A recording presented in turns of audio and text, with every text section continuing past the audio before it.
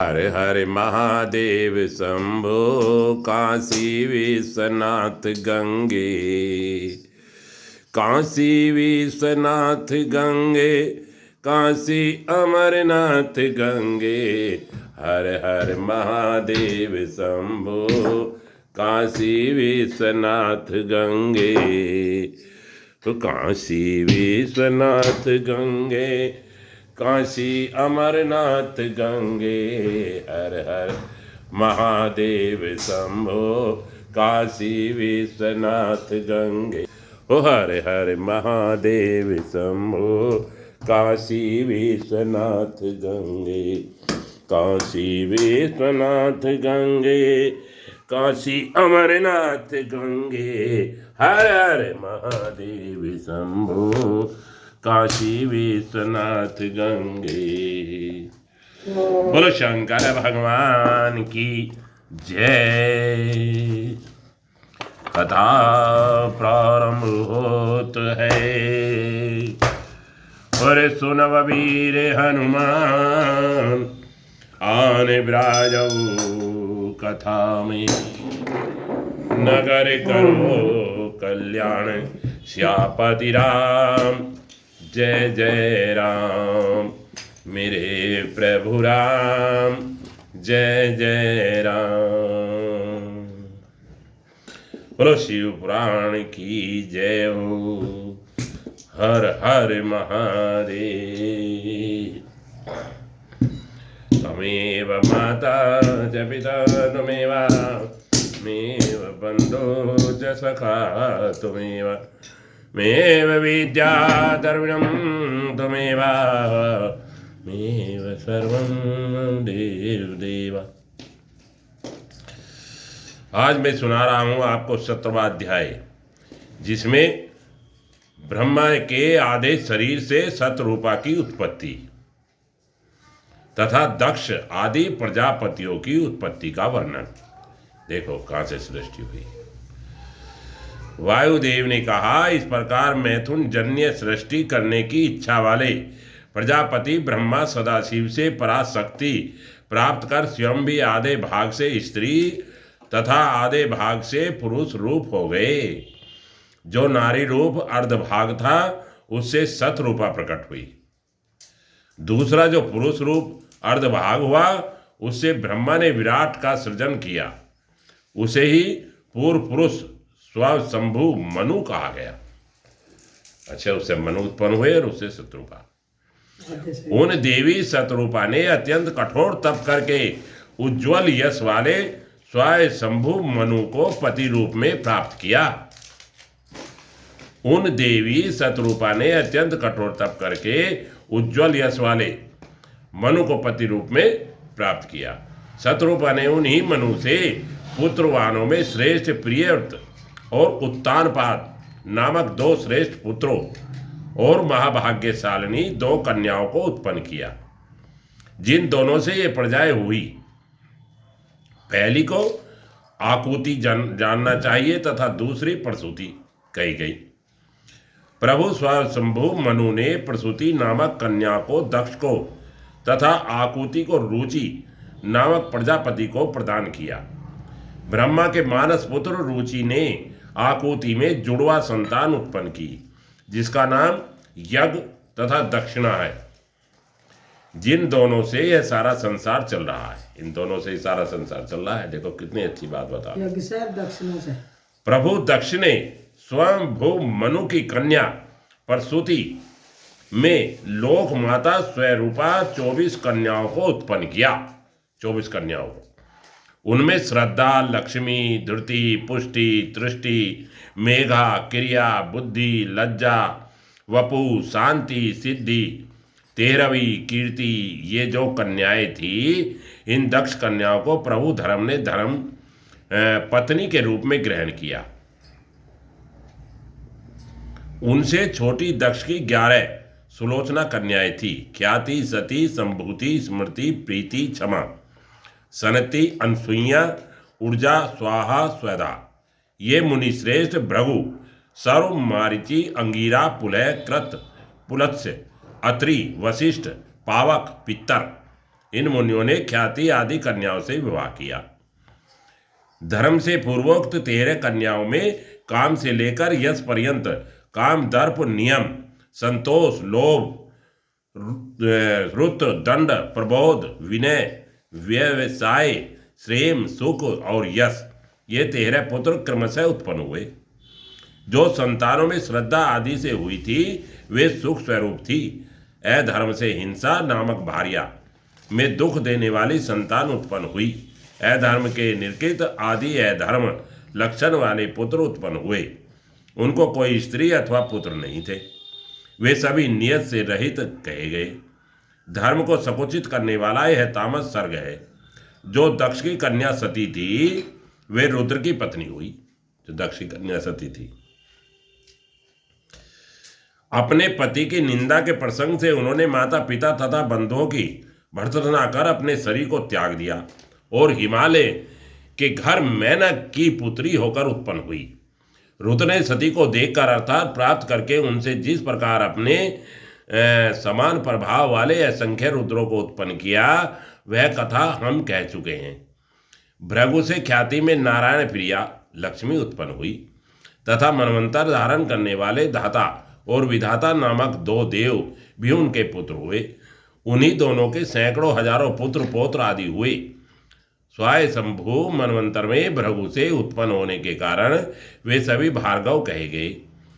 संभूति से मारीचि, मरीचि से पौर्णमास नामक पुत्र और 4 कन्याएं को उत्पन्न किया। उनकी बहुत संतानें हुई जिनके वश में बहुत पुत्र वाले कश्यप उत्पन्न हुए। अंगिरा की पत्नी स्मृति ने अग्निद्र तथा सरभ नामक 2 पुत्र और 4 कन्याएं उत्पन्न की। उनके हजारों पुत्र और पौत्र हुए। पुलस्त्य प्रीति नामक पत्नी में अग्निरूप दंत नामक पुत्र हुआ जो पूर्व जन्म में स्वयंभव मनवंतर में अगस्त के नाम से प्रसिद्ध था। उनकी संतान भी बहुत हुई जो पौलस्त्य इस नाम से प्रसिद्ध थी। प्रजापति पुलह की पत्नी क्षमा ने भी 3 पुत्रों को जन्म दिया, करदम, आसुरी और सयुनी।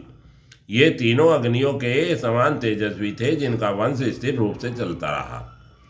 क्रतु की संतनी नामक भार्या ने क्रतु के समान बहुत से पुत्र उत्पन्न किए। उनकी भार्या तथा पुत्र नहीं थे। वे सभी उधरवा हुए। वे 60,000 बाल खिल्य कहे गए जो सूर्य को घेरकर अरुण के आगे आगे चलते थे। अत्रि की भार्या अनसुईया ने 5 पुत्रों तथा श्रुति नामक कन्या को जन्म दिया। वह श्रुति संग पद ऋषि की माता हुई। सत्य, नेत्र, हव्य, आपो, मूर्ति, शनिचरा और सोम ये 5 अत्रि पुत्र कहे गए। स्वयंभू मनवंतर में उन महात्मा अत्रि पुत्रों के सैकड़ों हजारों पुत्र पौत्र हुए। ऊर्जा से वशिष्ठ के 7 पुत्र हुए। उनकी बड़ी बहन पुंडीरा का थी जो अत्यंत सुंदर थी। रजो मात्र उग्र भाव श्रवण अन्य सुतवा और शुक्र से 7 सप्तऋषि कहे गए। उन महात्मा वशिष्ठ पुत्रों के नाम से गोत्र भी प्रवर्तित हुए। उन्हीं से गोत्र चल रहे हैं आजकल। इस प्रकार सैकड़ों अबुर्ध वर्षों तक स्वयंभू मनवंतर में उनके वंश चलते रहे। हे ब्राह्मणों, इस प्रकार मैंने परंपरानुरूप ऋषि सृष्टि का संक्षेप में वर्णन किया क्योंकि विस्तार पूर्वक इसका वर्णन नहीं किया जा सकता। ब्रह्मा के मानस पुत्र अग्नि जो रुद्रात्मक भी कहे जाते हैं, उनकी पत्नी स्वाहा व पावक पौबान सूची नामक अमित तेजस्वी 3 पुत्र उत्पन्न हुए। मंथन से उत्पन्न अग्नि पौमान है। बिजली से उत्पन्न अग्नि पावक कही गई है। तपते हुए सूर्य में जो तेज है वह सूची अथवा सौर कहा गया है। हव्याहा, कव्वाहा और सहरक्षा ये तीनों क्रमशः उपयुक्त अग्नियों के पुत्र हैं। इन तीनों पुत्र क्रम देवता पितर एवं असुर हैं। इनके 49 पुत्र और पौत्र थे हैं। ये काम्य, नैमित्तिक और नित्य इन तीनों प्रकार के कामों में निरंतर स्थित रहते हैं। इन सभी को तपस्वी और निरंतर व्रत धारण करने वाला जानना चाहिए। ये सभी रुद्र स्वरूप तथा रुद्र परायण हैं। इसलिए कोई अग्निमुख में जो कुछ भी आहुति देता है वह सब रुद्र को उद्देश्य करके दिया गया हुआ समझा जाता है। इसमें संदेह नहीं। इस प्रकार मैंने तत्वों के आधार पर अग्नि के वंश कहा। हे ब्राह्मणों, इसके अनंतर में संक्षेप में पितरों का वर्णन करूंगा। बसंत आदि 6 ऋतुएं उषाभिमान पितरों के 6 स्थान है। पितरों को ऋतु भी कहा जाता है, ऐसा वेद में कहा गया है, क्योंकि स्थावर जंगम सभी अपनी अपनी ऋतुओं में उत्पन्न होते हैं, इसलिए पितर सभी के उदहेतु होने से ऋतु और आतर्व कहे गए हैं, ऐसी श्रुति है। इस प्रकार श्रुति काल विहीन इन पितरों का प्रीतत्व श्रुतियों में वर्णित है। सभी ऐश्वर्यों को अपने में स्थित कर ये पितर आकाश में स्थित रहते हैं। अग्निवात तथा बहिर्वर्त ये 2 प्रकार के पितर कहे गए हैं। ये यज्ञ करने वाले तथा यज्ञ न करने वाले गृहस्थ के क्रमशः पितर हैं। सुवादा ने पितरों से लोक विख्यात 2 पुत्रियां मैना और धरणी को जन्म दिया, जिन्होंने इस संसार को धारण किया। मैना अग्नि षष्ठी की पुत्री है।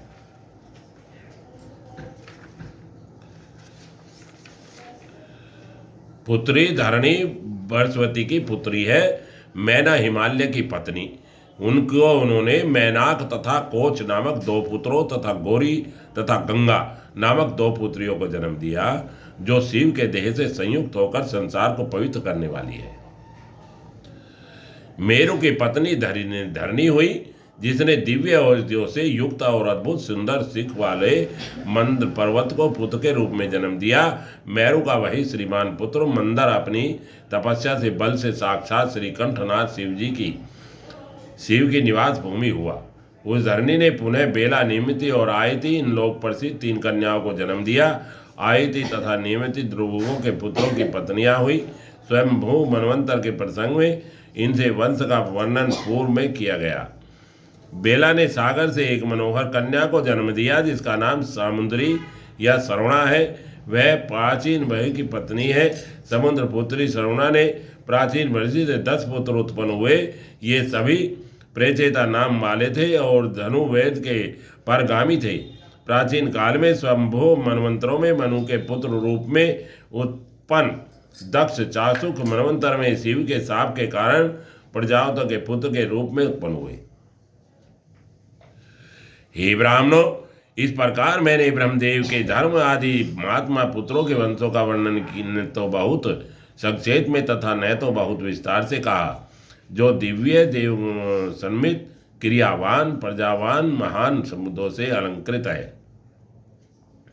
प्रजापति से उत्पन्न प्रजाओं के इस सन्निवेश की गणना 2 करोड़ वर्षों में भी नहीं की जा सकती। इसी प्रकार राजाओं का भी वंश 2 प्रकार का है। ये परम पवित्र सूर्य वंश तथा चंद्र वंश के नाम से भूलोक में विख्यात है। इंक्ष्वाकु, अम्बरीश, ययाति, नाहुस आदि जो पुण्य कीर्ति राज ऋषि यहाँ सुने गए हैं, वे इन वंशों में उत्पन्न हुए। इनके अतिरिक्त विविध पराक्रमों से युक्त अन्य राज ऋषि उत्पन्न हुए। उनका वर्णन मैंने पहले कर दिया है। अब तो राज ऋषियों के वर्णन में कोई लाभ ही नहीं है। बहुत क्या कहें, जहाँ शिव के चरित्र का वर्णन किया जा रहा हो, वहाँ दूसरी कथा का वर्णन सज्जन सम्मत नहीं है। ऐसा मानकर मैं उस विषय में अत्यधिक कहने का उत्साह नहीं करता हूँ। प्रसंगवश सृष्टि आदि का वर्णन ईश्वर के प्रभाव को प्रकट करने के लिए ही किया है, अतः विस्तार का प्रयोजन व्यर्थ है। ये था जी आपका 17वां अध्याय। 7वीं वैव संगीता के पूर्व खंड में सृष्टि कथन नामक 17वां अध्याय अब पूर्ण हुआ। हर हर महादेव, हर हर महादेव शंभो, काशी विश्वनाथ गंगे। चलो जी, अब सुनिए 18वां अध्याय। दक्ष के शिव से द्वेष का कारण। दक्ष का शिव से द्वेष का क्या कारण है, सुनिए, बहुत बढ़िया है। हाँ, दक्ष और शिव का क्या थी लड़ाई, ये सुनिए। ऋषि बोले, पूर्व काल में दक्ष की पुत्री सती देवी दक्ष से उत्पन्न हुई। अपने शरीर का त्याग किस तरह से हिमालय पत्नी मैना जन्म लेकर हिमालय की पुत्री हुई। महात्मा दक्ष ने रुद्र की निंदा क्यों की और उसमें क्या कारण था जिससे रुद्रदेव को निंदित होना पड़ा। शिवजी के शाप के कारण चाक्षुष मनवंतर में दक्ष के पुनः उत्पत्ति कैसे हुई, वे वायुदेव यह सब बताएंगे जी। वायुदेव बोले, स्वाहा स्वाहा सुनिए, अत्यंत तुच्छ स्वभाव वाले दक्ष पाप एवं प्रमाद के कारण जिस तरह जगत के देवताओं को निंदित कर कलंक के भागी बने, उन सभी कथाओं में मैं आप लोगों से कह रहा हूं, सुनिए। पूर्व समय में कभी शिव जी के दर्शन के लिए देवता, असुर, सिद्ध और महर्षिगण हिमालय के शिखर पर गए। वे देव श्रेष्ठों वहां दिव्य आसन पर विराजमान शंकर एवं देवी ने उन देवता आदि को दर्शन दिया। उस समय देवताओं के साथ दक्ष भी अपनी पुत्री सती तथा जय माता शंकर को देखने के लिए गए हुए थे। उस समय देवी के साथ स्थित भगवान सदाशिव अपनी स्वरूप महिमा में निगमन होने के कारण लोक व्यवहार में अनासक्त होने से आए हुए पृथ तुल्य ससुर दक्ष का देवताओं की अपेक्षा विशेष आदर करना चाहिए, इस बात का तनिक भी स्मरण न कर सके। अब भाई ससुर का ज्यादा करना चाहिए, भाई सबके साथ है, सबका ही है मामला। चलो जी।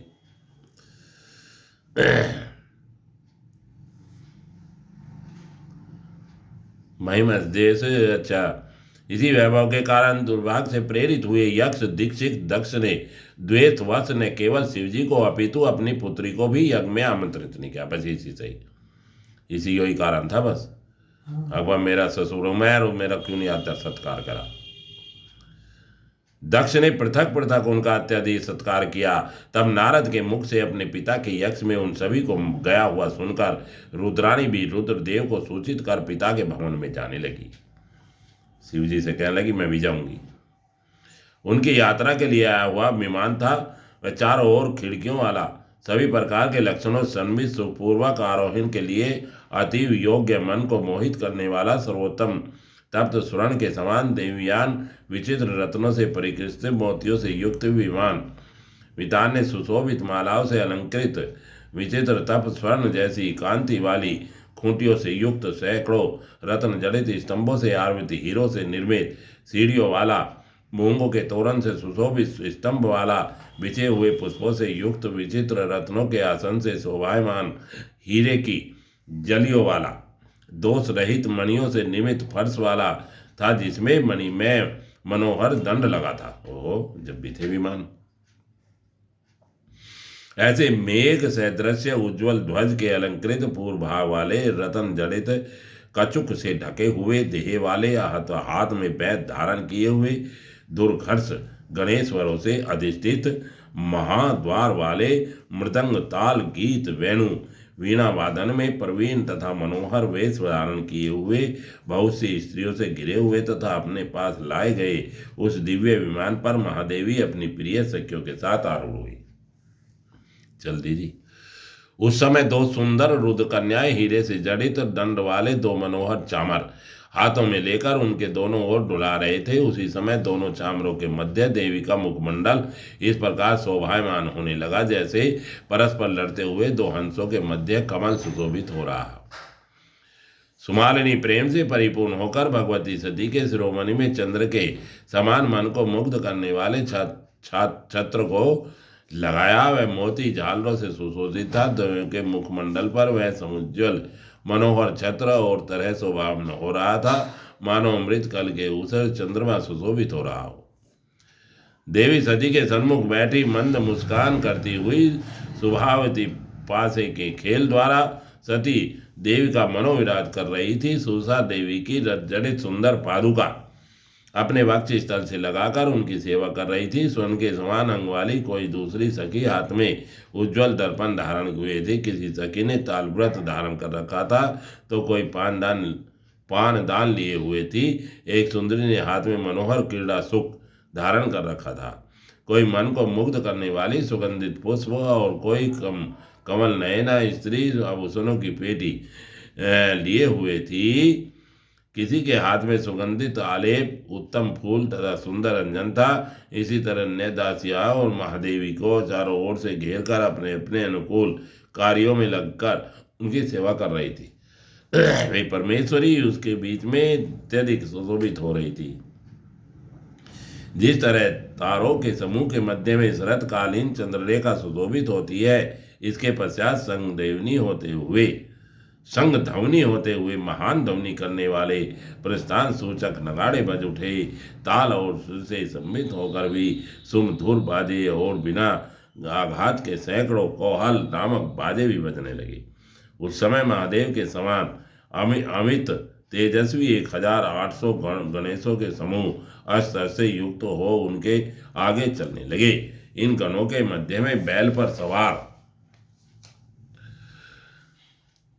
देव वंदित श्रीमान गणपति सोमनंदी हाथी पर आरूढ़ देवगुरु बृहस्पति के समान चलने लगे। उस समय आकाश में कानों को सुख देने वाले देवगणों के नगाड़े बज रहे थे। सभी मुनिजन नाचने लगे। सिद्ध और योगी हर्षित हो उठे। बादल वितान के ऊपर पुष्प वृष्टि करने लगे। मार्ग में अनेक देवताओं तथा अनेक लोगों से मिलती हुई वे महेश्वरी थोड़ी देर में अपने पिता के दक्ष के द्वार पर पहुंच गई। उन्हें देखकर अपनी मृत्यु के वशीभूत हुए दक्ष कुपित हो उठे और उन्होंने सती का उतना ही सत्कार नहीं किया जितना कि उनकी छोटी बहनों का किया था। इसके बाद उन चंद्रमुखी सती देवी ने सभा में विराजमान अपने पिता दक्ष से युक्ति युक्त उद्धार और धैर्य युक्त वाणी में कहा। देवी बोली, हे तात, ब्रह्मा से लेकर पिशाच पर्यंत जिनकी आज्ञा का पालन करते हैं, आपने उस समय उन देवी देव विधि पूर्वक अर्चना नहीं की। उनकी पूजा की बात तो छोड़िए, आपको मुझे ज्येष्ठ पुत्री का सत्कार भी क्या इसी तरह करना चाहिए। आपने मेरा सत्कार न करके निंदित कार्य किया है। सती देवी ने जब उनका प्रकार से कहा तब दक्ष ने क्रोध से व्याकुल होकर कहा, ये मेरी पुत्रियां तुम्हारी अपेक्षा श्रेष्ठ, विशिष्ट और पूज्य हैं। इनके जो पति हैं वे भी मेरे लिए अत्यंत मान्य हैं और वे सभी तुम्हारे पति त्रिनेत्र शिव के मुख में बहुत अधिक हैं। जिनकी तुम आश्रिता हो वे शिव, स्तंभ और तमोगुण हैं। मैंने तुम्हारा अपमान इसलिए किया क्योंकि शिव मेरे अनुकूल नहीं है।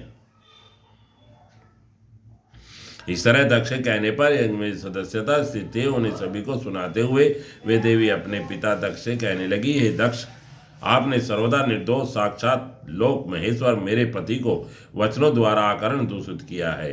विद्या की चोरी करने वाला, गुरुद्रोही एवं वेद तथा ईश्वर की निंदा करने वाला, ये सभी पापी दंड के योग्य हैं। ऐसी वेद्याज्ञा है, इसलिए देवयोग से आप हरिओम हर हर महादेव। आपको उसी महापाप के उदाहरण दारुण दंड सहना प्राप्त होगा। आप देवादिदेव सदाशिव की पूजा नहीं की, अतः आपका दूषित कुल नष्ट हो गया, ऐसा समझिए। बोलो शंकर भगवान की जय। इस तरह क्रोधित हुई सती देवी ने निर्भय होकर अपने पिता से ऐसा कहकर उनसे संबंधित शरीर को त्याग दिया। हिमालय पर्वत पर चली गई। उन फूलों की समृद्धि वाले श्रीमान पर्वत श्रेष्ठ हिमालय ने उन भगवती की प्राप्ति के लिए सुदीर्घ काल पर्यंत दुष्कर तप किया था। इसलिए उन ईश्वरी उन पर्वतराज हिमाचल पर अंगरोध किया और योग माया के द्वारा अपनी इच्छा से उन्हें अपना पिता बनाया। जिस समय सती बहस व्याकुल दक्ष की निंदा करके गई, उसी समय मंत्र द्रोहित हो गए और वह विनिष्ट हो गया। शिवजी ने देवी के गमन का समाचार सुनकर दक्ष और ऋषियों पर अत्यधिक क्रोध किया और उन्हें शाप दे दिया, हे दक्ष, आपने मेरे कारण दोष रहित सती का अपमान किया, पतियों हित उसकी अन्य सभी पुत्रियों का सत्कार किया। अतः आपके ये सभी आयोनिज जय माता वे सुस्ते मनवंतर वे ब्रह्मा जी के द्वारा परिवर्तित यज्ञों में उत्पन्न होंगे और आप चाक्षुष मनवंतर में प्राचीन वरी के पुत्र तथा प्रताओ पुत्र होकर मनुष्यों के राजा बनेंगे। हे दुर्मते, मैं उस समय आपके धर्म और अर्थ काम से युक्त कार्यों में बारंबार विघ्न डालूंगा।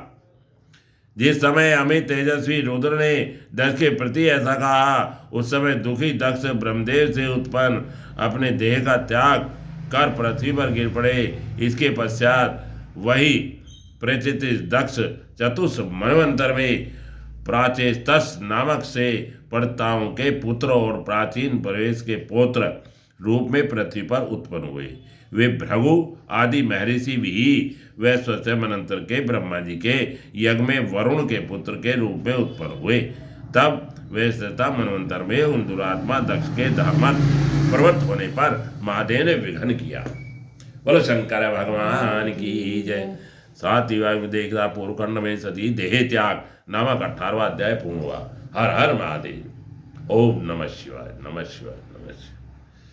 कथा विगत होत है सुनो वीर हनुमान, राम लखन सीता सहित हृदय शिवार सियापति राम जय। मेरे प्रभु राम जय जय राम, करो कल्याण जय। मंगल भवनी मंगल हारी, द्रबाहु सुदशरथ अजय। श्री राम सिया राम सिया राम जय जय राम, राम सिया राम। रोज सुनते रहिए शिव महापुराण और धर्म का लाभ उठाते रहिए। मेरे चैनल को भी लाइक करते रहिए और सब्सक्राइब करें। धन्यवाद।